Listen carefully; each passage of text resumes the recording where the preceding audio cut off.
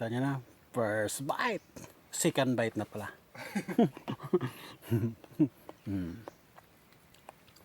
Hinubaran na ng mandirigma. Ha? Pampatubo na ito ng buhok, guys. Pampatubo ng buhok.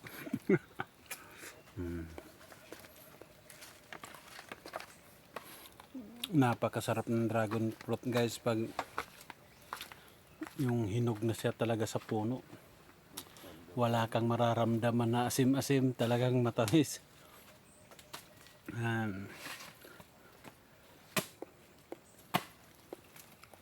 Anti-cancer.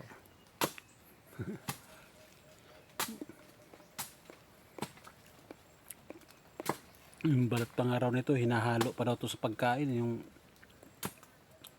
nilulutong pagkain, mas masarap din daw to. Hindi mo pa nga itong ano, yung...